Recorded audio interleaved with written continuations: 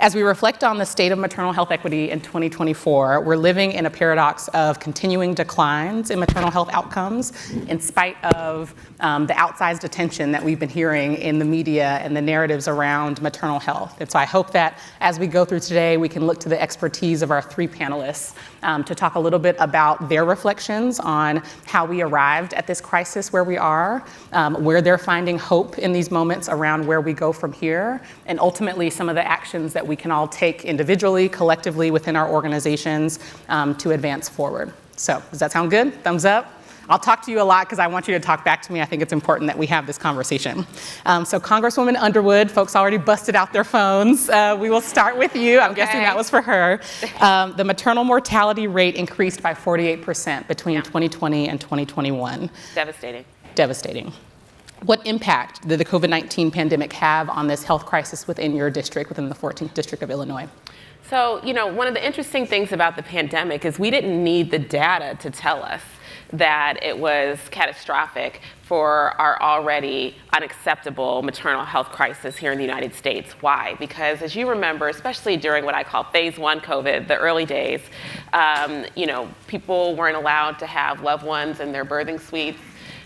We were hearing hearing stories about people having, really significant challenges. And then once a vaccine and treatments became available, there was really misinformation spreading among providers, where providers were turning away individuals seeking the vaccine. There was not the clarity around whether vaccines were safe and effective for pregnant, postpartum, and lactating individuals. And so, we saw that play out in my community. I happen to represent a suburban and rural community, so existing challenges, accessing healthcare providers, accessing maternal health specialists, all those things were even made worse because of the pandemic. And so we actually wrote the Momnibus and introduced it like 10 days before everything shut down in like the very beginning of March of 2020. And so very quickly, we realized that we needed to add some bills to the Momnibus. So the Momnibus started as 9, and we quickly added in the Pandemic Maternal Something Response Act. It's something to speak directly to what happened in the pandemic, and really to speak to the need for clear guidance for this really vulnerable group, and speak to the need for support for healthcare institutions that were maybe not necessarily focused on this population, who might not be presenting with COVID symptoms, but who were having really direct negative impacts because of the lack of preparedness overall for our healthcare system and public health systems in managing a crisis at this scale. Thanks for that. Dr. Lawson, I'll come to you next to talk about the healthcare system angle of this. So how have policies and practices within healthcare systems really contributed to the disproportionate burden of maternal mortality? I'd add morbidity to that, that you're seeing, particularly within Black and African American populations, but overall marginalized communities. Absolutely. So, I'm the president of the National Medical Association, so it's the largest organization nationally of African American physicians in this country. And so we published a paper several years ago, right immediately prior to the pandemic, and we brought together multiple stakeholders, all types of specialties of doctors, not just OB-GYNs. I say this all the time, this is not just an OB-GYN problem.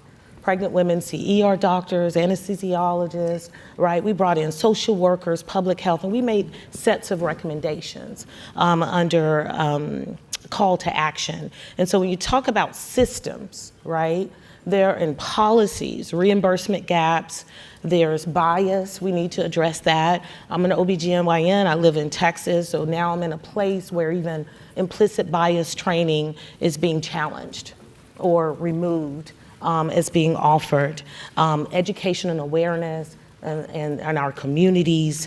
And so for me, this speaks to underinvestment in women's health, right? So me being a women's healthcare provider, I've heard it in the hospital, right? The labor and delivery and the women's health units lose money. I hear it by the investment from my state. What are they putting into the programs to support maternal and infant health? We see it sometimes in policies. I thank God for the Momnibus and what you're trying to do, Congresswoman, because for me, being in the trenches, it speaks to underinvestment in women's health. And then we know much of this is quality.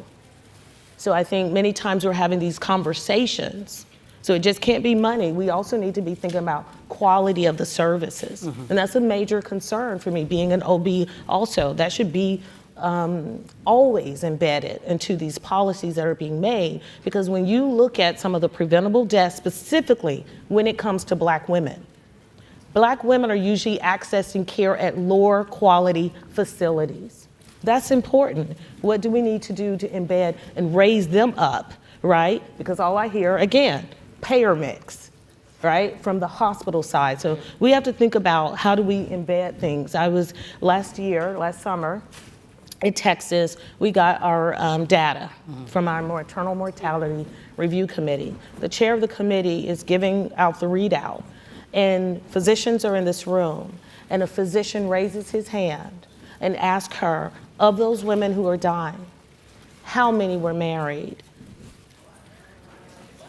Exactly, that's what we did too. Yes, what? So again, when I talk about bias and we're being in a place, these are things and actionable things that we can advocate for, because they're obviously, me being in that room, and he was not a new doctor, right? And so me being in that room speaks to the importance of continuing bias and education around treatment and equitable care. Yep, I love that. And I think, as we go through the day, I think there have been a lot of conversations around the intentionality of language. So things like payer mix, why are you asking if these patients are married, right? These types of questions that you really have to check the assumptions that are baked into the systems that we have, and then having the right expertise to unpack and redo some of those systems. Mylynn, I'll go to you next. So Optum has relationships with about 90,000 physicians, both employed and affiliated. And with those relationships, obviously you have an opportunity to learn from the data. So maybe could you share some of the trends and patterns that you all are tracking from a macro level perspective? Yeah, from a macro level perspective, we know things have gotten worse over the last 2 decades. You talked about maternal mortality being 48% higher between 2020 and 2021. Yep.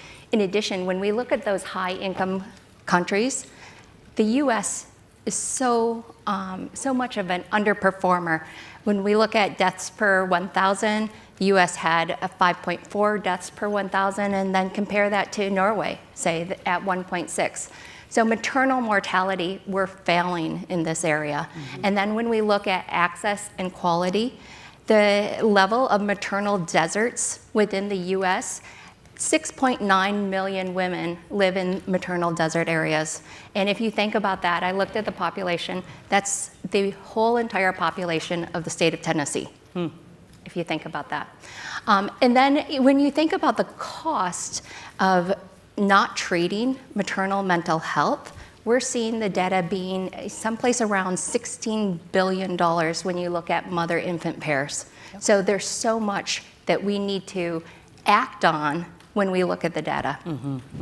And for those who are following this, there's been a lot of quibbles about what's in the data. Are we in a crisis or are we not? And a lot of that feels so academic, right? If you talk to folks who have really lived through and are living through the crisis that we have, it doesn't really matter if a checkbox was added in this state that contributed to a calculation being different this year versus last. We're not thriving. I think everybody can agree that we're not thriving from a maternal health perspective. So Mylynn, I'd love to come back to you, maybe just to share some examples of partnerships that you may have seen between the public and private sector to address some of those inequities. Thank you, that's a great question. I'm really excited about the work that we've been able to do in partnership with a local federally qualified health center, Community of Hope. They're here today. And the innovative program that we've rolled out is called the Honey Program, honoring or housing our newborns and empowering you. And this innovative program puts that partnership between public with DC Health and Human Services and our federally qualified health center to action. So we have, Community of Hope has perinatal housing navigators and care coordinators that provide those services, those wraparound services to these individuals that are experiencing homelessness and are birthing individuals. So this program started in November of 2023. They've had over 200 referrals and are really making a difference in the lives of these individuals. That's amazing. That's amazing. As a former Ward 8 resident in DC, I think that's especially really powerful to hear. Yes. So let's shift a little bit to talk about technology. We know that technology is being leveraged in new ways to think about the different issues within maternal health. So risk stratification, thinking about streamlining patient engagement, care management, and then also addressing social determinants of health in a more holistic way. So Dr. Lawson, I'd love to hear examples of innovative technologies or interventions that you've seen that can help address some of these issues. Absolutely, thank you. I think all of you would recognize there are apps, there's telehealth expansion, there are all these innovative tools. One of the things in my presidency that I'm exploring is really centered around digital health equity though, right? And so I think there are many assumptions that can be made about communities, and especially one of my passions is around this deeply underserved, hard to reach communities. And where those gaps and how will technology really advance them. Because I also worry about, while digital tools are very useful for us as clinicians in certain respects, I think there needs to be frameworks around when you should address digital health platforms. I think that's confusing to communities. I think that we can't always rely on that they always have consistent internet service. They don't always have consistent phone service on. These things are really what these communities that really need the care and to close the closure of the care gap the most, we have to consider and think about, right? And so that's another high level thinking. From my own personal experience, I'm very, in my work, right now working on some closing maternal gap substance use disorder in New Mexico, for instance. Also looking at Illinois and looking at virtual detox. I just found a company that's really able to offer virtual detox for women who may have a baby at home. As an OB-GYN, I know in my own community, there was one recovery center I worked with closely that didn't separate mom and baby. That was an issue for us as OBs, right? They would take, CPS gets involved, mom, and then your structure is broken down again. So we really need to address these folks in a much different light. And then secondly, many tools for blood pressure management, continuous glucose monitoring, where we can get some of that remote patient monitoring done at home to help cut down transportation and the need to come to the office. So it's a multitude. I'm doing a lot of work working with vendors and digital apps, and you know, I've done some advising before, but really making sure they're informed also, right, about how to reach different types of communities and not just your middle class. Yep. I love the quote, I think it was from the president of Montclair, that said technology is an enabler of an intention. And so really understanding what the intention is. Congresswoman. I just wanted to add a couple things to what Dr. Lawson was mentioning. Number one, I think that the opportunity presented with this expansion of technology solutions, it can be transformational, but it cannot shift the responsibility or perception of a shift to that patient to keep themselves alive. Right? So when you have like a Count Your Kicks app, or you have a remote blood pressure monitoring, it is easy for a provider who might be overwhelmed to then say, well, you need to reach out to us if this alarm goes off or you get a certain type of alert or notification, right? Like that is not, in all settings, a fair burden to place on someone. And I think that the vendors or the producers of these technologies, you know, I think Silicon Valley has recognized the opportunity in what they would call like femtech, and there's a lot of investment happening here. And I would just encourage those individuals to remember, we are trying to identify solutions in an established crisis that is plagued with bias and discrimination, and we cannot exacerbate that while seeking these solutions. And so our legislation, Tech to Save Moms, speaks to that and tries to make investments to that end. But thank you for your leadership and putting such a bright spotlight on the opportunities here. But just like discussions we have with AI and how it can exacerbate existing issues, I see it, the seeds of that happening here in tech. Yeah, and how we invest in health literacy. I think about the work, for example, Lisa Fitzpatrick at Grapevine Health does a lot of work around this of what do people understand about what you're communicating as it relates to their health and their opportunity to engage with their patient, their clinicians. So things like hypertension, something that many of us who may have a clinical background would take for granted. Many folks do not know that that means high blood pressure, right? So if you are telling somebody that they are at risk for hypertension and they don't understand what you're communicating to them and what that would mean in terms of the opportunity to take a low-dose aspirin, for example, you've missed the mark. So even if you have the best technology, there's not an opportunity to intervene in a way that would be clinically meaningful. That is so important what you just said. I just was at a an expert panelist for a Women's Health Accelerator. And they had a tool, an AI tool that calls the patient, and they're using the language. I'm like, how are they supposed to know what Siri or whatever her name was, what she means? And I mean, it was this, most people, I can't use that word in my office. Right. They don't know what that means. Right. But another thing I think we'd be remiss not to mention, we're also using some of the technology tools to close some of the social drivers. You're using it for transportation, food insecurity, language is huge for us when you're in the community setting, making sure that language skills. So there are things like that also. So I just want us to think also about the non-clinical factors we have to address in this and how you use technology for that, equally important. If we all agree that, most of health is not determined by clinical care, Correct. never is that more true than in a pregnancy. And in the vulnerable period that you have a birthing person going through postpartum, those are the things that we have to be thinking about. So, Congresswoman Underwood, I'll come back to you. As we talk about some of the things that we're seeing from a federal perspective, obviously you're great to inform us on that. What policy approaches are most promising? And maybe this is a bit of a loaded question from your perspective. What's exciting to you? Okay, so we've made a lot of progress in advancing the Momnibus. The first Momnibus bill to be signed into law was the Protecting Moms Who Served Act, which was signed by President Biden in November 2021 to help our veteran moms. We've seen the VA do extensive research as a result and really demonstrated that, yes, the disparity exists within the VA healthcare system, a federally run single-payer healthcare system, if you will, and we're working to reauthorize that program in the current draft of the Momnibus.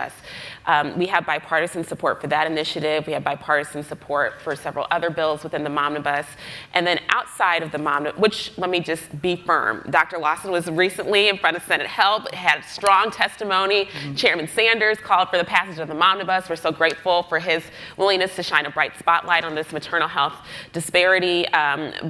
But we need to get this enacted at our first legislative opportunity, which means now. And we're focused on getting it done this year, right? Because every month that we move forward, there are more and more families and more moms that are dying, right? Inaction means more death. And so I just want to make sure that we're clear on that. Outside of the Momnibus, we have a bill called the NIH Improve Act, which we're very excited about. It's bipartisan legislation to codify an initiative that Dr. Collins at NIH set up at the urging of the Black Maternal Health Caucus. We have been successful year over year in getting some money through appropriations. We're up to like $50 million now on an annual basis to support this program. And LaFonza Butler and Katie Britt are working with me and a Republican colleague in the House to get this passed, and we're hoping to do that by the end of the year as well.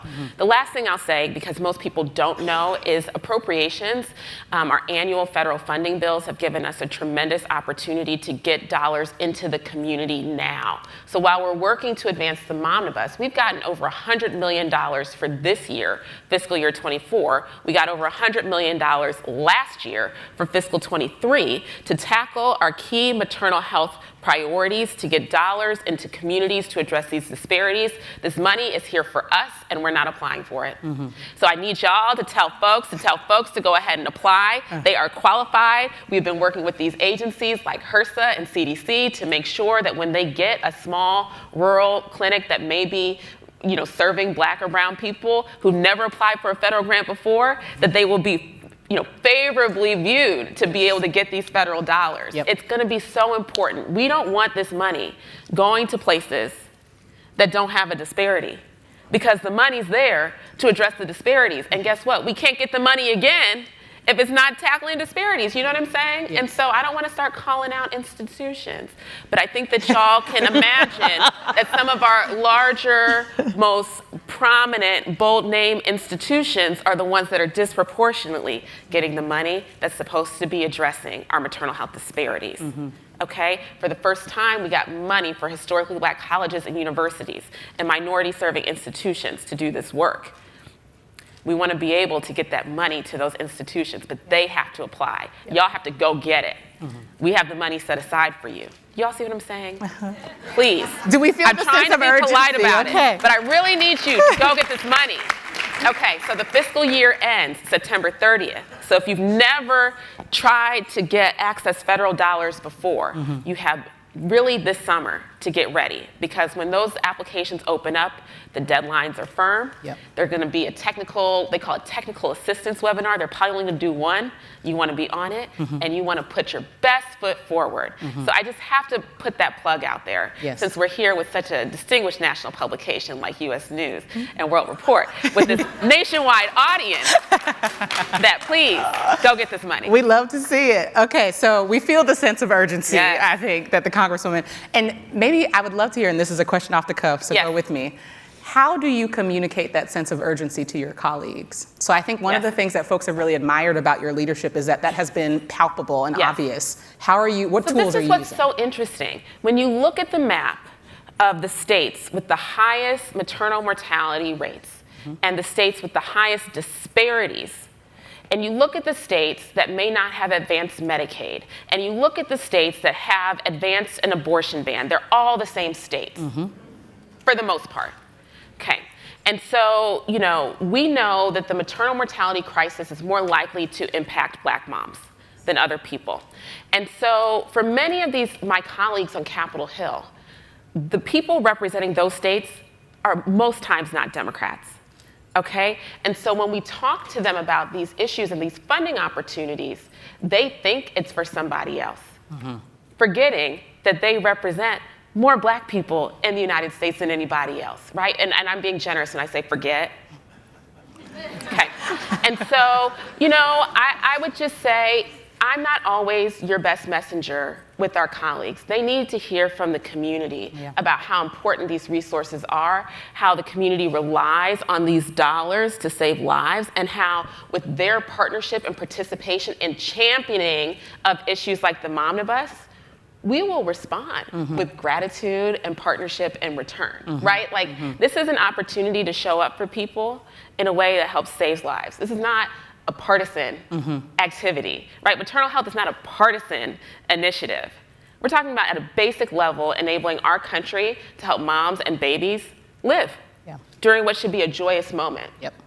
Unfortunately, on Capitol Hill, sometimes it gets viewed through partisan lenses because of who is most harmed by this crisis. And that is a true tragedy. Yep, yeah. I got it. I hope y'all got it. I need just some nods that you got it. Okay. Let the church say amen, as we would say in the South. Okay. So we're actually doing great on time. I'm proud of y'all for keeping everything tight. Let's fast forward a few years from now to 2030. What are some of the maternal health headlines that you hope you're reading in 2030? I'll start with Dr. Lawson, and then I'll go to Mylan. I got it. You got it, okay. The U.S. sees maternal health disparities have been eliminated for all racial groups. Elimination is what I'm going for. Not improvement, but elimination. May I just respond to the Congresswoman? Asking for that money, having run a state Department of Health, that partnership and going to the state and bringing your ideas forth, I think that's really important as well. So I definitely have to plug working with your state public health agencies, health and human services agencies. Headlines for 2030. Yep. Can we say, we did it? We told you so? That would be great. I'd also say technological equity advanced these innovations in maternal health. So. Love it. Congresswoman. In terms of what Dr. Lawson said about eliminating the disparities, absolutely. I think that is 100% achievable, and we should demand that by 2030. But I also think that by 2030, we can also have just reduced the nation's overall maternal mortality rate, right? And so we want to get to zero. And I think that collectively across this country, we have the resources, financial, intellectual, to do that. Where we're trying to harness is our collective political will to make sure that that happens. And I think that that's really important. I think also we will see headlines hopefully talking about joy, talking about how even perhaps, we can see increases in birth rates. because I know that for a lot, my friends are having babies right now. We're having a lot of baby showers, and it's really exciting. But there's a lot of people who will quietly talk about how scared they are. Yes. And how, they found out that they were pregnant, and then they got a ball in the pit of their stomach because they know the disparities, right? They know, particularly as we get a little bit older, what that means for likelihood of complications. And, with the rate of innovation and cures that we're seeing in so many other areas, we want to see that same type of excitement, joy, innovation in the maternal health space, not just around preventing death, but, in all aspects. Yeah. And I think that that's within reach. It's palpable, right? As Yes. a Black woman of childbearing age, when you Yes. talk to folks as they get pregnant, that is a thing that is in people's minds. Yes. It's the top of their minds when they're going through a pregnancy experience. And so not only moving the bar off the floor of nobody should be dying in birth and postpartum, but also thinking about what is the joy in that experience? What is the way that we can think about the vitality of our country through maternal health? I think those lenses are really important to remind ourselves of, is that the opposite of death is not what we're going for. That's right. We are also looking for a joyful, beautiful birthing experience for folks who want that. But it's not just in the context of pregnancy. We have issues like fibroids and endometriosis and polycystic ovarian syndrome and all these other areas of maternal health and reproductive health that have just been underinvested in. And we should see the same rate of innovation and solutions for quality of life and health and well-being. And so that's what I really mean when I say it's not just death. Yes. Right? We need to be solving the whole challenge. And then we can just move forward, right? Yeah. All right, so we're gonna end, claps. Yes, we love it.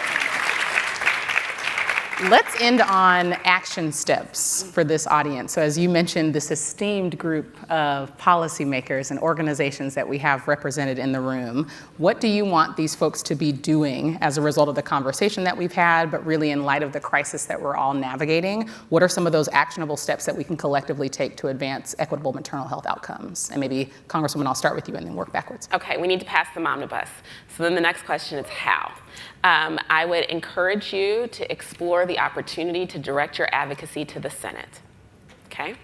And in exploring that opportunity to direct your advocacy to the Senate, I would also encourage you to take an opportunity to look at folks who have not co-sponsored the whole omnibus or any single bill within the omnibus. There's 13 bills in the omnibus, so people have 13 opportunities to co-sponsor something. We want to focus on the people who have not done so. Okay? And I'm not allowed to say names, but y'all can figure it out. Okay, so, and then you want to reach out.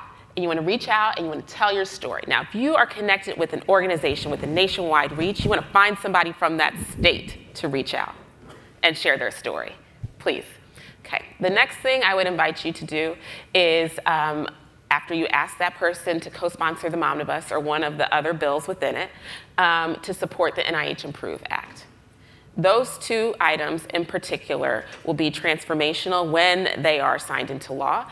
I commend President Biden and Vice President Harris, who have said that if Congress sends these bills to them, they will be delighted to sign them into law. And so we're just working as quickly as possible to make it happen. Final action step is to tell someone who you think is eligible for funding to go ahead and apply.